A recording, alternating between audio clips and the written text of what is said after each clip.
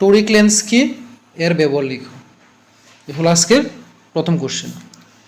তো toric lens বলতে আমরা কি বুঝি? অ্যাকচুয়ালি এটা হলো এক ধরনের বিশেষ ধরনের লেন্স আর কি। তো বিশেষ ধরনের লেন্স কেন বলা হয়? যার উপরের যে জায়গাটা আছে ওই উপরের জায়গাটা দেখতে কিছুটা টুপির মতো হয়, এবং অপর দিকের যে তলটা থাকবে ওই তলটি হয় গোলকের পৃষ্ঠ সাদৃশ্য। মানে একটা গোলক তার পৃষ্ঠ যেমন হয় ঠিক এরকম হয়, আর ওই লেন্সের উপরের জায়গাটা টুপির মতো হয়ে থাকে। তো ওই ধরনের লেন্সগুলিকে বলা হয় টোরিক লেন্স। বলেছে এর ব্যবহার কি? এটা হলো বিষম দৃষ্টিজনিত যে ত্রুটিগুলি রয়েছে, বিশেষ করে বিষম দৃষ্টি কার হয়? যারা বৃদ্ধ মানে বয়স হয়ে যায় তাদের ওই সিলিয়ারি মাংসপেশিগুলি আস্তে আস্তে নিষ্ক্রিয় হয়ে পড়ে। মানে যখন কোনো বস্তুকে আমরা দেখতে যাই তখন ওই সিলিয়ারি মাংসপেশি কী করে চোখটাকে ছোট করে বড় করে করে যে পরিমাণ আলোকরশ্মির প্রতিফলন দরকার সেই পরিমাণ আলোকরশ্মিকে চোখের মধ্যে প্রবেশ করতে দেয়। ঠিক আছে? যদি বেশি পরিমাণ প্রবেশ করে সে ছোট হয়ে যায়, যে কম থাকে তখন এটা অটোমেটিক বড় হয়ে যায় চোখটা। তো এই সব কিছু মিলিয়ে আমরা একটা বস্তুর প্রতিবিম্বকে রেটিনায় তৈরি করতে পারি। কিন্তু বৃদ্ধ অবস্থায় আমাদের চোখের সিলিয়ারি যে মাংসপেশি আছে তার মানে সে দুর্বল হয়ে যাওয়ার কারণে ওই ঘটনাটা হয় না, যার কারণে বৃদ্ধ মানুষরা দেখা যায় অটোমেটিক চোখে কম দেখে, মানে চোখের সমস্যা হয়ে যায়। ঠিক আছে? ওই ত্রুটিকে বলা হয় বিষম দৃষ্টি ত্রুটি। আর এই বিষম দৃষ্টি ত্রুটি দূর করার জন্য আমাদের যে টোরিক লেন্স প্রয়োজন। ঠিক আছে? তো নেক্সট দেখো কি বলেছে, যে আলোর বিচ্ছুরণ বলতে কি বোঝো? আলোর বিচ্ছুরণ জিনিসটা দেখো, মানে প্রশ্নের মধ্যে উত্তরটা আছে। বিচ্ছুরণ শব্দের অর্থ হলো ছড়িয়ে যাওয়া, চারদিকে ছড়িয়ে পড়া। আর চারদিকে ছড়িয়ে তখনই পড়বে যদি যে আসে সে যৌগিক হয়। প্রথমত যৌগিক এবং মৌলিকের মধ্যে ডিফারেন্সটা কি? মৌলিক মানে সিঙ্গেল পিস, সে মানে সেই, সাথে কেউ থাকবে না। আর যৌগিক মানে অনেক কিছুর মিশ্রণ। ঠিক আছে? যে আলোর বিচ্ছুরণ, তাহলে যৌগিক মানে কে হবে? আলো হবে। তাহলে হলো কোনো যৌগিক আলো যখন প্রতিসরক মাধ্যমের মধ্য দিয়ে প্রতিসরণের পর, যেহেতু লেন্সের ঘটনা এখানে, তাহলে এখানে প্রতিসরণ হয়, প্রতিফলন না কিন্তু। হ্যাঁ, তো যে কোনো যৌগিক আলো প্রতিসরক মাধ্যমের মধ্য দিয়ে প্রতিসরণের পর সেটি বিভিন্ন মৌলিক বর্ণে বিশ্লিষ্ট হয়ে যায়। যেটা যৌগিক ছিল সে বিভিন্ন মৌলিক বর্ণে বিশ্লিষ্ট হয়ে যায়, মানে ভেঙে যায়। তো আলোকরশ্মির এভাবে ভেঙে যাওয়ার যে ঘটনাটা আছে তাকেই বলা হয় আলোর বিচ্ছুরণ। এবং এই আলোর বিচ্ছুরণের কারণে আমরা যখন বৃষ্টি হয় বা আকাশ মেঘলা থাকে তখন আমরা রামধনু দেখতে পাই আকাশে। এই সম্পূর্ণ ঘটনাটা হয় আলোকরশ্মির বিচ্ছুরণের কারণে। কারণ যখন আলোকরশ্মি এসে মানে আকাশের মধ্যে থাকা জলীয় কণা বা ধূলিকণার মধ্যে পড়ে তখন ওইটা কিছুটা লেন্সের মতো কাজ করে, মানে কোথায় প্রিজমের মতো কাজ করে সেটা। তখন আলোকরশ্মি হলে ওই ধূলিকণা বা জলকণা মিশ্রিত যে লেয়ারটা থাকে তার মধ্য দিয়ে প্রতিসরণ হয়, এবং প্রতিসরণ হয়ে সূর্য থেকে আলো যে একটা আলোকরশ্মি আসে সেটা 7টি বর্ণে বিশ্লিষ্ট হয়ে যায়, যেটাকে আমরা রামধনু বলে আখ্যায়িত করি। ঠিক আছে? তো নেক্সট দেখো বলেছে বর্ণালী কাকে বলে এবং কত প্রকার ও কী কী? তো বর্ণালী মানে কি? ওই যে বললাম একটি আলোকরশ্মি অর্থাৎ একটি যৌগিক আলোকরশ্মি চারদিকে ছড়িয়ে পড়াকে বলা হয় কি? আলোর বিচ্ছুরণ। কিন্তু ওই ছড়িয়ে পড়ার পর যে একটা আলোর পটি পাওয়া যায়, বিভিন্ন বর্ণের যেটা মিশ্রণ পাওয়া যায় সেটাই হলো বর্ণালী। লেখা আছে সাদা বা বহুবর্ণী মিশ্র আলোর বিচ্ছুরণের ফলে, সাদা আলো হোক বা বিভিন্ন বহুবর্ণী মিশ্রিত আলোর যদি বিচ্ছুরণ হয়ে থাকে তখন বিভিন্ন বর্ণযুক্ত যে আলোর পটি পাওয়া যায় তাকে বলা হয় বর্ণালী। খুবই ইম্পর্টেন্ট কোশ্চেন এগুলি। বর্ণালী কি? ঠিক আছে? তো কি বলবো আমরা? সাদা বা বিভিন্ন বহুবর্ণী মিশ্র আলো যখন আলোর বিচ্ছুরণ হয় তখন বিভিন্ন বর্ণের একটি পটি পাওয়া যায়, তাকে বলা হয় বর্ণালী। সেই বর্ণালীকে দুটি ভাগে ভাগ করা যায়, একটা হলো শুদ্ধ বর্ণালী, একটা হলো অশুদ্ধ বর্ণালী। ঠিক আছে, তো শুদ্ধ বর্ণালী এবং অশুদ্ধ বর্ণালীর ডিফারেন্স আসতে পারে, তো খুব কমই আসে। তার জন্য আমরা শিখব কি ডিফারেন্সটা। তো ডিফারেন্সের মধ্যেই তার ডেফিনেশন থাকবে। তো যদি বলি আমরা যে শুদ্ধ বর্ণালী এবং অশুদ্ধ বর্ণালীর মধ্যে পার্থক্য লিখো। ঠিক আছে, তো শুদ্ধ বর্ণালী এবং অশুদ্ধ বর্ণালীর পার্থক্যের মধ্যে প্রথম যদি বলি আমরা শুদ্ধ বর্ণালী, আগে শুদ্ধ বর্ণালী চারটা বলে দিই। শুদ্ধ বর্ণালী কখন হয়? প্রথমত হলো শুদ্ধ বর্ণালীতে প্রতিটি বর্ণকে পৃথকভাবে দেখা যায়। বর্ণালী সৃষ্টি হয় কী হবে? আলোর বিচ্ছুরণের ফলে। তো আলোর বিচ্ছুরণ যখন হয় তখন এই সাদা আলোটা 7টা বর্ণে বিশ্লিষ্ট হয় এবং গিয়ে সামনে রাখা পর্দার মধ্যে পড়ে। তখন যদি একটি আলোকরশ্মির উপর অন্য একটি আলোকরশ্মি আপতিত না হয়, মানে একটার উপর একটা না পড়ে, তখন আমরা দূর থেকে প্রত্যেকটা আলোকরশ্মিকে ভিন্ন ভিন্ন রঙে দেখতে পাবো। এটা হলো শুদ্ধ বর্ণালী। তাই ফার্স্ট অপশন দেওয়া ছিল যে শুদ্ধ বর্ণালীতে প্রতিটি বর্ণকে পৃথকভাবে দেখা যায়। ঠিক আছে, নেক্সট শুদ্ধ বর্ণালী কি বলি, সেম জিনিস বলবো আমরা, যে বর্ণালীতে বিভিন্ন বর্ণের আলো একে অপরের উপর উপরিপাতিত হয় না এবং প্রতিটি বর্ণকে সুস্পষ্ট এবং পৃথকভাবে দেখা যায়, সেই বর্ণালীকে বলা হয় শুদ্ধ বর্ণালী। মানে যেখানে শুদ্ধ বর্ণালী হবে সেখানে কি হয় যে প্রতিটি বর্ণ একটির উপরে অপরটি উপরিপাতিত হয় না। উপরিপাতিত মানে একটার উপরে গিয়ে একটা পড়া রাখে, উপরিপাতিত হয় না এবং প্রত্যেকটা বর্ণকে সুস্পষ্ট এবং পৃথকভাবে দেখতে পারি আমরা। ওই ধরনের বর্ণালীকে বলা হয় শুদ্ধ বর্ণালী। নাম্বার 3 বলতে পারি যে আলোক সাদা যে রশ্মিটা রয়েছে, যে সাদা আলোর মৌলিক বর্ণগুলি নির্দিষ্ট ক্রমানুসারে পরস্পর সজ্জিত থাকে। ঠিক আছে, মানে এই যে সাদা আলোটা যেটা আছে সেটা যখন বিশ্লিষ্ট হয়, এমন না যে আমি আজকে করলাম একরকম কালার আসলো, পরের দিন করলাম একরকম আসলো, এরকম হয় না। নির্দিষ্ট ক্রমানুসারে বিশ্লিষ্ট হয়।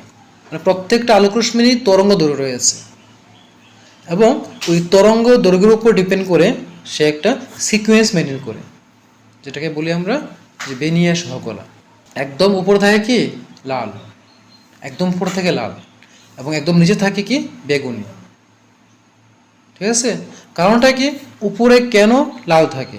কারণ লাল বর্ণের তরঙ্গ দৈর্ঘ্য সবচেয়ে বেশি।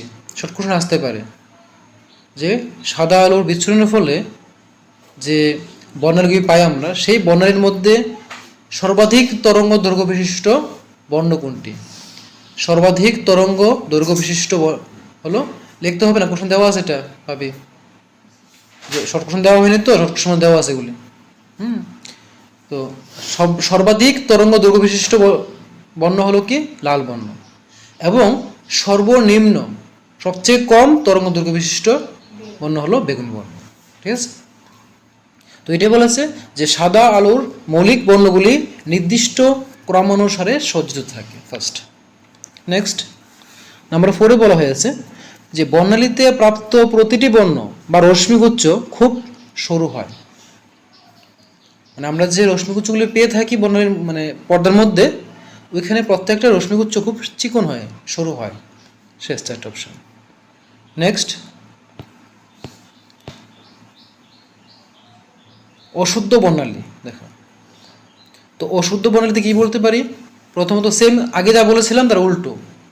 শুদ্ধ বর্ণালীতে বলেছিলাম যে শুদ্ধ বর্ণালীতে প্রতিটি বর্ণকে পৃথকভাবে দেখা যায়, আর অশুদ্ধতে বলবো অশুদ্ধ বর্ণালীতে প্রতিটি বর্ণকে পৃথকভাবে দেখা যায় না।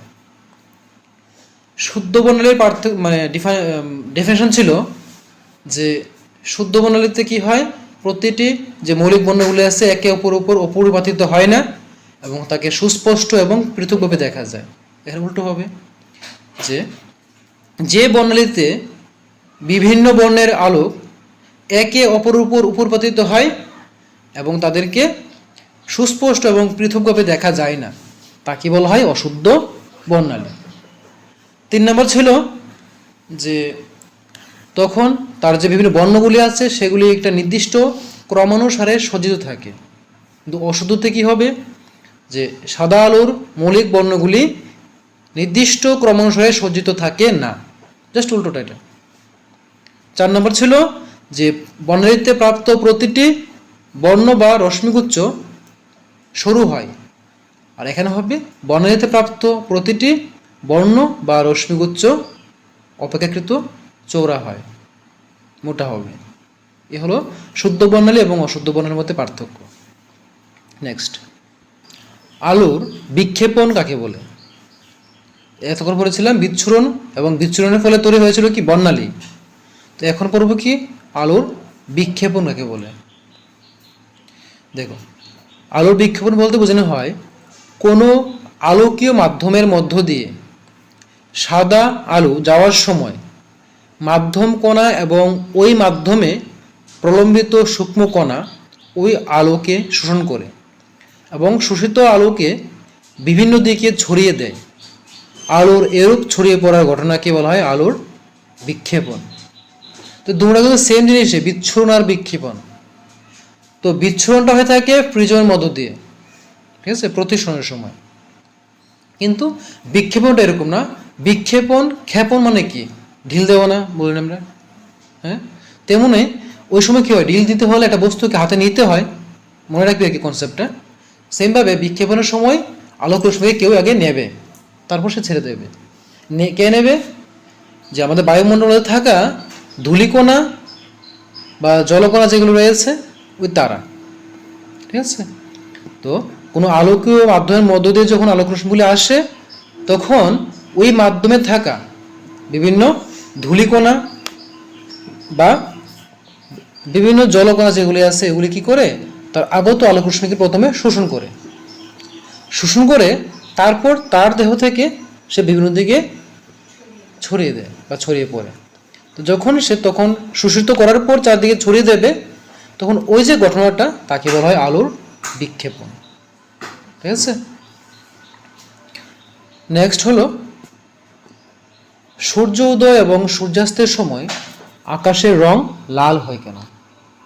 তো দেখবি যখন প্রথম ভোরবেলা সূর্য ওঠে তখন একটা লালচে ভাব থাকে, আবার যখন অস্ত চলে যায়, যে সন্ধ্যা বলে আমরা গোধূলি বলি, তখন দেখবি আকাশের রংটা কিছুটা লালচে ভাব থাকে, ঠিক আছে। যখন সূর্য দেখা যায় না, সূর্য অস্ত চলে গেছে, তারপরে লালচে ভাব থাকে, একটা থাকে না। তো ওই ঘটনা কেন হয়? বলা হয়েছে যে সূর্য উদয় বা সূর্যাস্তের সময় সূর্য দিগন্ত রেখার কাছাকাছি থাকে। আমাদের যে বিভিন্ন গ্লোব দেখলে বুঝবি যে ওখানে যে দ্রাঘিমা রেখা, দিগন্ত রেখা এগুলো রয়েছে। দেখা যায় সূর্য উদয় এবং সূর্যাস্তের সময় সেটা ওই দিগন্ত রেখার কাছাকাছি থাকে, ঠিক আছে। তখন কি হয়? তখন সূর্য রশ্মিকে বায়ুমণ্ডলের মধ্য দিয়ে অনেকটা বেশি পথ অতিক্রম করতে হয়। যেহেতু তারা দিগন্ত রেখার কাছাকাছি থাকে, তাই ওখান থেকে আলোক রশ্মিগুলি এসে আমাদের চোখে পড়তে গেলে অনেকটা পথ তাদেরকে অতিক্রম করতে হয়। সূর্যালোকের লাল বর্ণের তরঙ্গ দৈর্ঘ্য সবচেয়ে বেশি বলে কম বিক্ষিপ্ত হয়। অন্যান্য বর্ণের আলোর তরঙ্গ দৈর্ঘ্য কম বলে তারা বেশি পরিমাণে বিক্ষিপ্ত হয়ে চারিদিকে ছড়িয়ে পড়ে।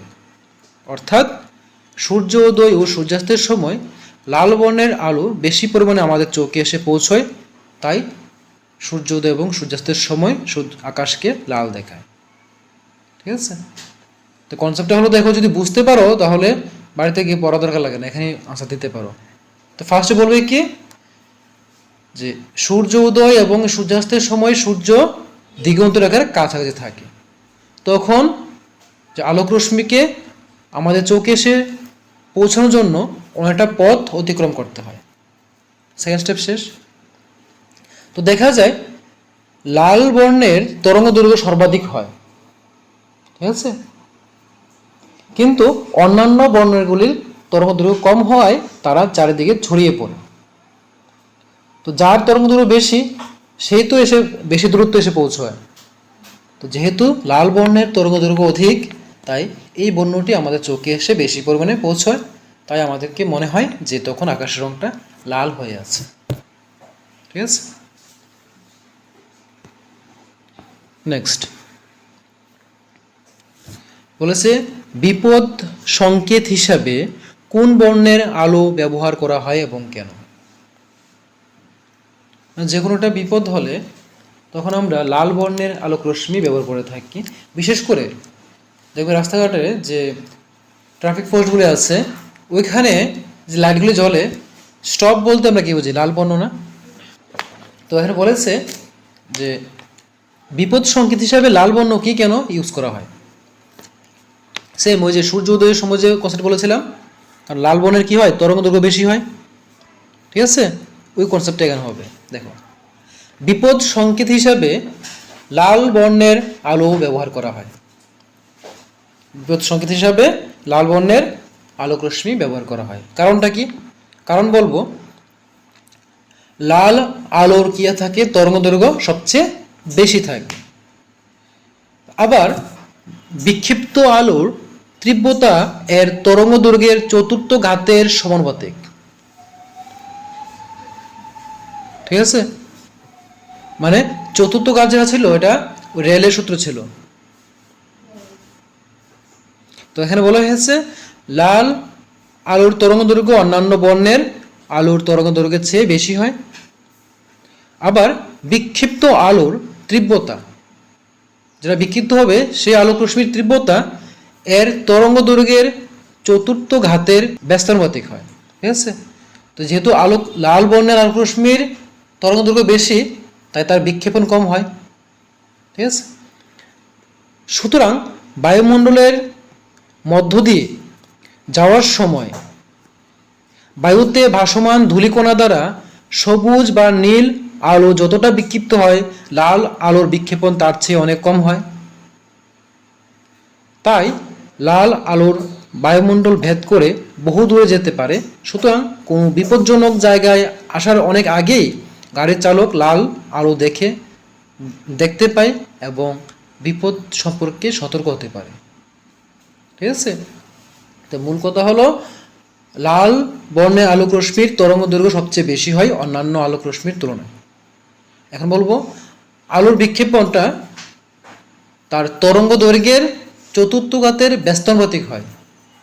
ঠিক আছে, তো এটা বলেছে যে তখন যে আলোক রশ্মির বিক্ষেপণ কম হবে কার ক্ষেত্রে? লাল বর্ণের ক্ষেত্রে, কারণ তার তরঙ্গ দৈর্ঘ্য বেশি। কিন্তু বেগুনি, নীল, অন্যান্য যে বর্ণগুলি আছে তাদের তরঙ্গ দৈর্ঘ্য কম হওয়ার কারণে তাদের বিক্ষেপণ বেশি হয় এবং তাই তারা চারদিকে ছড়িয়ে পড়ে যায়। কিন্তু একমাত্র লাল বর্ণটি আছে যে বিক্ষিপ্ত না হয়ে অনেক দূর পর্যন্ত গিয়ে পৌঁছতে পারে। তাই গাড়ির চালকরা অনেক দূর থেকে দেখতে পায় লাল বর্ণটাকে এবং ওইখান থেকে তারা সতর্ক হতে পারে। ঠিক আছে, পরবর্তী প্রশ্ন বলা হয়েছে দিনের বেলায় পরিষ্কার আকাশের রং নীল হয় কেন? যখন দিনের বেলা থাকে তখন আকাশে যদি কোনো মেঘ না থাকে তো পরিষ্কার থাকে, তখন দেখা যায় আকাশের রংটা নীল রঙের হয়। কেন এমন হয়? আমরা ছোটবেলায় শিখেছিলাম আকাশের রং কেমন হয়? নীল হয়। কারণটা কি? কারণটা হলো এমন, অ্যাকচুয়ালি সূর্যের থেকে আগত যে সাদা রশ্মিটা আসে এটার মধ্যে 7টি রং মিশ্রণ থাকে, যাকে আমরা বলি বেনিয়া সহকলা। সূর্য থেকে আগত সাদা আলোক রশ্মিটির মধ্যে বেনিয়া সহকলা নামক এই 7টি রঙের মিশ্রণ থাকে। ঠিক আছে, তো এর মধ্যে লাল বর্ণের আলোর তরঙ্গ দৈর্ঘ্য সবচেয়ে বেশি হয়। সেম কনসেপ্ট আগের মতোই, তার তরঙ্গ দৈর্ঘ্যের সবচেয়ে বেশি হয়। কিন্তু বেগুনি ও নীল বর্ণের আলোর তরঙ্গ দৈর্ঘ্য সবচেয়ে কম হয়। হলো নেক্সট, রেলের বিক্ষেপণ সূত্র অনুসারে যে বর্ণের আলোর তরঙ্গ দৈর্ঘ্য কম হয় তার বিক্ষেপণ অর্থাৎ তীব্রতা তত বেশি হয়। ঠিক আছে, তো যেহেতু ওই লাল বর্ণের তুলনায় বেগুনি এবং নীল যারা আছে তাদের তরঙ্গ দৈর্ঘ্য কম হয়, তাই রেলের সূত্র অনুসারে এইসব বর্ণগুলির বিক্ষেপণ বেশি হয়। ঠিক আছে, তো বেশি হওয়ার কারণে কি হয়? ওইসব আলোক রশ্মিগুলি চারদিকে ছড়িয়ে পড়ে। ঠিক আছে, আর যখন ছড়িয়ে পড়ে তো যে আলোক রশ্মি পৃথিবীর সর্বদিকে ছড়িয়ে পড়বে অবশ্যই আমরা পৃথিবীকে ওই রঙে দেখতে পাবো, তাই না? তো এখানে কথা হলো যে বললাম যে রেলের সূত্র অনুসারে যার তরঙ্গ দৈর্ঘ্য কম হয় তার বিক্ষেপণ বেশি হচ্ছে, তাই না? তো যেহেতু বেগুনি বর্ণের তরঙ্গ দৈর্ঘ্য সব থেকে কম, তাই বেগুনি বর্ণটাতে বেশি পরিমাণ বিক্ষিপ্ত হয়। তার ফলেও আমরা আকাশের রং বেগুনি বলি না, বলি কি নীল বলি। কেন? কারণ বেগুনির ঠিক পরের অবস্থায় আছে কি নীল কালারটা, ঠিক আছে? তো এই ক্ষেত্রে বেগুনিও যেমন বিক্ষিপ্ত হয়, নীলও বিক্ষিপ্ত হয়, কিন্তু দেখার কথা ছিল কোনটা, বেগুনি বর্ণটা আমাদের। কিন্তু আমাদের চোখের একটা বৈশিষ্ট্য, সেই বেগুনির তুলনায় নীল বর্ণের যে আলোক রশ্মিটা এটাকে বেশি পরিমাণে আকর্ষণ করে, ঠিক আছে? এই কারণে ওই বেগুনি বর্ণ থাকা সত্ত্বেও আমাদের চোখ ওই নীল বর্ণটাই বেশি পরিমাণে নেয় এবং আমাদের মনে হয় যে আকাশের রংটা নীল অবস্থায় আছে। নেক্সট কোশ্চেন ছিল, প্রিজমে সাদা আলোর বিচ্ছুরণের রশ্মি চিত্র অঙ্কন করো। যদি রশ্মি চিত্র বলে শুধুমাত্র একটা চিত্র আছে, সে চিত্রই তোরা দিবি। কিন্তু যদি বলে প্রিজমের মধ্য দিয়ে সাদা আলো বিশ্লিষ্ট হয়ে 7টি বর্ণে বিভক্ত হয়ে যায়, তাই একটি রশ্মি চিত্রের সাহায্যে ব্যাখ্যা করো। যখন ব্যাখ্যা করতে বলবে তখন চিত্রের পাশাপাশি যে স্টেটমেন্টগুলি আছে, মানে লেখাটা আছে, ওই লেখাটা লিখতে হবে যে ঘটনাটা কী হয়েছে। এবং লেখাটাও খুব ইজি। প্রথমে তোমরা দেখতে পাচ্ছ যে এখানে চিত্র ছিল একটা, ওই চিত্র আঁকবে, এটা হলো রশ্মি চিত্র অঙ্কন করা। আর লেখাটার মানে কি, লেখাটাতে বলা হয়েছে যে একটি কাচের প্রিজম এবিসি নিলাম আমরা। হ্যাঁ, দেখতে ত্রিভুজের মতো দেখা যাচ্ছে অংশটা, এটা হলো একটা প্রিজম, কাচের প্রিজম এবিসি নিলাম। একটি অস্বচ্ছ পর্দার মধ্যে এস হলো একটি সূক্ষ্ম রেখাছিদ্র। দেখো যেখান থেকে উৎস আলোক রশ্মি এসছে সেখানে এস এস হলো একটা কি, যে আলোক রশ্মি আসে যে এখানে একটা পয়েন্ট আছে কি এস, ধরলাম আমরা যে লেখা আছে সাদা আলোক রশ্মি, ওখান থেকে একটা ছিদ্র আছে যে ছিদ্র দিয়ে রশ্মিটা এসে প্রিজমের মধ্যে পড়তে পারে, ঠিক আছে? নেক্সট বলেছে এর মধ্য দিয়ে আলোক রশ্মি প্রিজমের মধ্যে প্রতিসারক তলের উপর আপতিত হলো। শেষ। তো এবিসি হলো একটি প্রিজম এবং একটি অস্বচ্ছ পর্দার মধ্যে এস হলো একটি সূক্ষ্ম ছিদ্র যার মধ্য দিয়ে রশ্মিগুলি এসে এটা প্রতিসারক মাধ্যমের উপর পড়লো, প্রিজমের উপর। শেষ। এখন কি হবে, প্রিজমের মধ্যে দিয়ে প্রতিসৃত হয়ে এই রশ্মিটি 7টি বর্ণে বিশ্লিষ্ট হয়ে যায়, ঠিক আছে? তো পর্দায় এই পটি ফেললে দেখা যায় যে একেবারে উপরে থাকে কি থাকবে, লাল, তারপর কমলা, তারপর হলুদ, তারপর সবুজ, তারপর আকাশি নীল, তারপরে নীল এবং সবচেয়ে নিচে থাকে বেগুনি। অতএব প্রমাণিত হয় যে সাদা আলো মৌলিক আলো নয়, প্রিজমের মধ্য দিয়ে যাওয়ার সময় এটি 7টি বর্ণে বিশ্লিষ্ট হয়ে যায়। এই লাইনটি আবার লিখবি, বুঝলি? যে প্রিজমের মধ্য দিয়ে সাদা আলো যাওয়ার সময় 7টি বর্ণে বিশ্লিষ্ট হয়ে যায়। তো এইটাকে যদি আমরা কোনোটা পর্দায় ফেলি, দেখা যায় পর্দার একদম উপরে থাকে কি লাল থাকবে, তারপর কমলা, তারপর হলুদ, সবুজ, আকাশি নীল, নীল এবং সবচেয়ে নিচে থাকে বেগুনি। এইভাবে 7টি বর্ণের পটি আমরা দেখতে পাই। তো আমরা বলতে পারি যে সাদা আলো কোনো মৌলিক আলো নয়, সেটি যৌগিক আলো এবং সেটি ভেঙে বিভিন্ন বর্ণের বিশ্লিষ্ট হয়। শেষ। নেক্সট কোশ্চেন হলো, বিজ্ঞানী রেলের বিক্ষেপণ সূত্রটি লিখো। রেলের কি বিক্ষেপণ সূত্র। আর বিক্ষেপণ সূত্রটা কি, ওই যেটা বলেছিলাম একটু আগে, যে বিক্ষিপ্ত আলোর তীব্রতা, যেটা তীব্রতা আই দিয়ে ডিনোট করা হয়, আই, সেটা আলোর তরঙ্গ দৈর্ঘ্যের, মানে তরঙ্গ দৈর্ঘ্যকে বলা হয় ল্যামডা, সিম্বল দ্বারা দেওয়া আছে, এটা হলো ল্যামডা সিম্বল। তো বিক্ষিপ্ত আলোর তীব্রতা আই এবং তার তরঙ্গ দৈর্ঘ্য ল্যামডা এর চতুর্থ ঘাতের ব্যস্তানুপাতিক হয়। তো লেখা আছে দেখ, যে অর্থাৎ আই প্রপোর্শনাল টু 1/λ⁴, ঠিক আছে? তাহলে কি বুঝলাম এখানে, বিক্ষিপ্ত আলোর তীব্রতা আই, তার তরঙ্গ দৈর্ঘ্যের চতুর্থ ঘাতের ব্যস্তানুপাতিক হয়, সেটাই হলো রেলের সূত্র।